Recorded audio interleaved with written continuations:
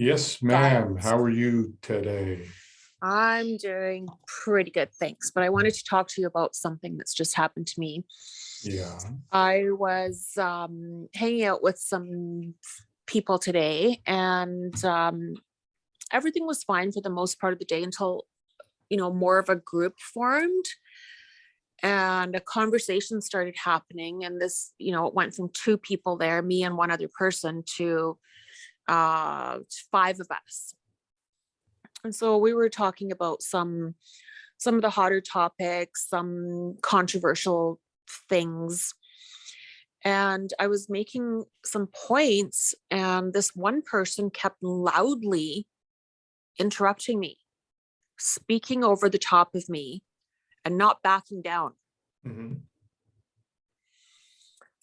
And in the past, when people have done this to me, I've always just stopped talking and let them talk and just not stood up for myself and, basically standing up for myself for me to have a right to talk and have an opinion as well. And so at this event tonight, I shut it down pretty quickly and left. And I'm just wondering what your thoughts are about people speaking over the top of other people, why they do it, and what would your reaction to something like that be? Well, first of all, I need a little bit more information if I'm going to effectively give you my thoughts. Number one, is this someone you've known for a long time? Yes. Is this someone that has a pattern of doing that? Yes. Has this person spent a lot of time on his own personal development? No. Okay, so I have my own guideline around that. First of all, I learned a long time ago, someone used the expression, it's a sin to try to help people who's a leaky or a poisoned vessel. In other words, the meaning behind what that means is if I'm with someone like yourself, I think you and I know each other for a long time, we trust each other. You and I are not going to have a problem speaking up our thoughts and feelings, even if they're uncomfortable. Would you agree? I would agree with that. Yeah. Right. So I'm very comfortable with expressing myself with you and you express yourself with me. But if I'm with someone that has proven to be unopen, maybe not sufficiently developed in their communication skills, might be somewhat narcissistic. This person, do they have any sense of, do you have any sense that they could be a little narcissistic and self-centered? Yeah, that's my thoughts. Right. So my thought is easy. This is an easy one to answer. One is I don't try to change somebody that's not changeable. What I do is it depends in the moment how I'm going to treat it. If it's only a momentary thing and I speak up, did you speak up and own your power tonight when you were around them? I did. Yeah. I was right in the middle of a thought and they started speaking over top of me more loudly than me, um, with their own thoughts. And I said, I'm speaking. Right. And they didn't back down. Right. So they didn't, And he didn't respect, I'm assuming it's a he, right? yeah, it's a he. Okay, he didn't respect you're trying to stand up for yourself because he doesn't care about you. All he cares about is control and manipulation. So if you stand up for yourself, which was the perfect thing to do, and he Mhm. continued to disrespect you, your act of leaving either the conversation or leaving the place is a perfect one. Now, going forward, what I would say to you is I'm very cautious about who I communicate very openly to because I have to have a certain amount of respect that the person I'm communicating with, I know well, there's a certain level of emotional intimacy. If it's just an acquaintance or someone I see once in a while, I will avoid trying to be too honest with them because I know they can't handle it and I'll keep it superficial, especially if it's around kids. Let's say, I'm not saying you were with some kids tonight, but I have another Mhm. friend who's very careful with her ex because she can't just be herself around him because it's usually around the kids as well. So she takes the high road and doesn't get involved in those kind of discussions because it's just going to bring everything downhill. So she keeps it as superficial as possible. So either you don't be so honest with them because they can't handle it, and you know going forward it's only going to cause you stress, or you completely minimize anything to do with them to the extreme of cutting them out of your life. Like people like that in my life, I just cut them out because I have no use for them. And there's no reason for them to be in my life. If they're bound to be in my life because we have a common, kids or something else that keeps us together to some degree, Mhm. I would just spend as least time as possible with them. And when I'm with them, keep it real superficial, keep it light, because they're not going to rob me of my joy and happiness. It's like, it reminds me if I used to go home to Montreal when I lived in Vancouver, and I always tried to win the hearts of my family by proving to them how good I was and how I was doing so well, because they always compared me to my brother. And then I realized one day, I like myself. I don't need to prove myself to anybody. And when I was around some of my family members who I knew were more superficial and not open to who I was, I would just play nostalgia games with them and have fun with them and then leave. I wouldn't let them ruin my joy in the moment. So I kept it real superficial, or I keep away from them, one of the two. Okay. Um, you know what? I think we can like edit this after the fact if I share too much personal information right now, but I think let's just go ahead and record it anyway. And because I do want to get to like, you know, I think it's important to just talk about what actually it was. It's not this is my ex-husband, right? Who I spend time with. When I spend time with him one-on-one, he still tries to talk over me. He has a lot of opinions. He has a lot of knowledge. He has a doctorate. And so he thinks, and he does, he is like a walking textbook of information. But I don't think that necessarily makes him more emotionally intelligent than I am. And when I have things to say, when I'm thinking about it now, even when it's one-on-one, he'll sometimes talk over me, but I noticed that it happens more in a group setting. So we were, just at the house, and then a few more people came over. My children were there. They brought a friend. And we were talking about opinions about like the Sports Illustrated swimsuit issue, having like an older woman on there, having like an obese woman on there. And I was giving my thoughts and opinions, having been a former swimsuit model. I was giving my opinions. And he just started talking very loudly and right over the top of me. And I didn't allow me to finish my thoughts. Whether or not they were in agreement with I just didn't get the chance to say anything. And I noticed kind of a similarity because we didn't have like an extended relationship with his parents. Like I tried so hard to have a relationship with his parents. I'd invite them to the house, or I'd make arrangements to go and, see them at their house. And every time we were around the kitchen table and people were talking, I noticed his mother got louder and louder and louder and almost shouting, right? Mm. As if she didn't have a voice to be heard on her own without having to yell. Right. And so that used to piss me off too, because she was talking over the top of me. And I think a conversation is, I talk, you talk, I listen, you listen, like there's an exchange of information, not just like a forceful type of, I'm going to get my opinion out there. And so I think tonight was the first time it just pissed me off to the point that I said to my daughter, I don't like it when dad, he was talking loudly over the top of me, getting his opinion in when I hadn't finished I was the one who brought the conversation up. I hadn't finished my thoughts, and he started loudly talking over the top of me. And I turned to my daughter and I said, I'm going to go home now. I don't like it when dad talks over the top of me and I can't get my point across. And I said that quietly to her, and he immediately picked up on that. And he's like, did you just say something? And I'm like, oh, you heard that? But you didn't hear when I was actually, making a point. And so I don't know, it just really pissed me off. And I tried to interrupt him and say, I'm speaking, but he just kept talking over the top of me. So here's the thing, you got really pissed off.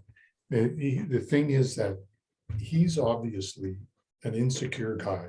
You perhaps in your life, in your past life with him, had a certain amount of admiration and respect because he might be very knowledgeable. You're much more highly developed spiritually and emotionally, and in my mind, probably intellectually, because intellectual knowledge per se doesn't get you much. There's a friend of mine, Elaine, who's been with a guy for 3 years, and it was a quite a good relation for 2 years, but now she can't handle it anymore because every time he talks, he can't stop talking. And when he's on the phone with his friends, it's always him talking. He doesn't listen well.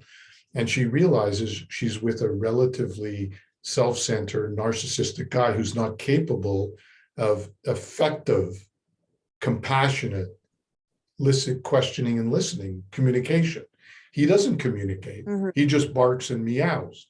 And if he gets insecure in an environment, especially when the kids are around or someone else, he's going to probably intensify his control to prove how smart he is compared to you, which has nothing to do with beautiful, loving communication and relationships. So you get pissed off. And if you can elevate your game, if you're going to allow yourself to be in his presence, which you probably have to do to some degree, you have to learn to elevate your game to the point where you say, okay, in your mind, you say, okay, this guy tries to control. What's going on behind that? Behind that's an insecure little boy. One of the greatest things that I learned in communication was that if I react, let's say you and I have a similar pattern where you piss me off, okay? And Yeah. I get, fuck, she triggers me. So then that's different than me catching that you're controlling. You've raised your voice a number of times. And I look at you and say, Elaine? And I look at you and I say, Elaine, what is behind your need to control this conversation? If I said that like that, that mirrors you. I'm no longer reacting. I'm responding. I'm not reacting. And I'm throwing it back in your face. Because if I get pissed off, then you drag me into the fight, which is your pattern to fight and to be combative in the first place. You're making amazing strides to turn that around. And this is just another example of that the next time you find yourself in that position, if I was in that position, I said, okay, here he goes again. Then you know what? I just excuse myself. I go to the kitchen, I wash the dishes, I come back, I look at my daughter when there's no talk, and I'll talk to her and just silence him out, because so he's not going to drag me into it. Or I would say to him privately, because you probably wouldn't say this in front of the kids, why do you have such a strong need to talk over me and not respect what I have to say? What's behind that, John? And that's throwing it back in his face in a wise way without overreacting. That's new wisdom. That's a response, a wise response. What you tend to do is react. Now, he's still a schmuck, but you still want to elevate your game. Remember, I told you, everything we do in every relationship is for us to learn, to grow in our relationship. Yeah. He's just a figment of your imagination come to help you to grow. That's all he is. That's all we all are. That's all you are to me and I to you. I'm not disappointed with the way that I handled things tonight, because I think you did great. But you just asked me what's behind it. He's narcissistic and he's scared. He's a scared little boy that has to control. Typically I would have just been run over and kind of submitted, right? And I'm kind of looking at this in a bigger picture as well, because a lot of people tend to do this to me in my life, in business situations and personal relationships, and they try to like run me over, and I just submit, right? And so I think the fact that I stood up for myself and I said, like, I'm talking, and I think I will have this conversation with him next time he gets a hold of me. I'm not going to reach out to him. I'm going to wait. It might be a day or two, but he knows why I left. He knows because I said, I don't like it. He heard me talking to my daughter. I don't like it when dad talks over the top of me, so I'm going to leave. So he knows why I left. And I think the next time he gets a hold of me, I'm going to say, look, I like being your friend, but if you're going to talk over the top of me, especially when we're in group situations like that, and you're not going to give me the respect enough to, like, 1 minute of time for me to speak and have an idea, or, an opinion, then I'm going to leave. Every single time you do it, I'm going to leave. Every single time you do it. So if you don't want me there and you don't respect my opinion or my ability to have a voice, then I won't be there. Yeah, and I think you're going to find that this is another example of you elevating your game. What you did tonight was an act of power, and there's two separate issues that connect. There's the actions that you take up to speak up or walk out. Those are your actions. And there's what you do with it going forward. Now, the more you speak up in an appropriate way, the more you own your own power, the more you're going to respect yourself. And then the more you're going to find that the universe brings you people that will respect you, and you will attract more and more like-minded people that you can have mutually respectable relationships with. And secondarily, when you're with people that are weak, he's weak, this guy. And when you're people that were weak that show up by controlling or trying to control you, you now have a bigger picture that it's coming from his insecurity. It doesn't trigger your insecurity because you're no longer allowing insecurity to control you. As long as you were both playing the same game. He was controlling and you were kowtowing to him. You shut up. Yeah. So you were both playing the game. So Yeah. now you're no longer playing the game. And the fact that you're not playing the game is going to cause people like that to drop off because you won't be drawing that into your life. Once you get the universe's lesson, it brings you on to new lessons. You don't need to deal with it anymore. I used to attract women who were not emotionally available and who were not capable of love. Those attracted me more than anybody else. Because you had to fix them. But I was also, it was my belief that I was in love and had to win them over. And I tried to prove myself instead of just being me until I stopped that. And once I saw that, I said, fuck you, I'm not going to go on with that pattern anymore. I stopped it.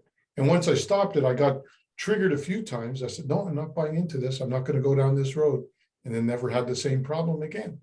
So you're going to find that as a result of this, it's a win-win for you because you're owning your own power. And hopefully you'll gain the respect of even John, the best case scenario. If you don't, it's his decision. But you're going to attract more like-minded, highly developed people who will see you and respect you and honor you. Yeah. And I'm thinking like maybe this was like an exercise in assertiveness for me too, because I do tend to get mowed down by people who have like domineering personalities. You allow them to mow you down. Yes. Okay. You're right. That's a better way to say it.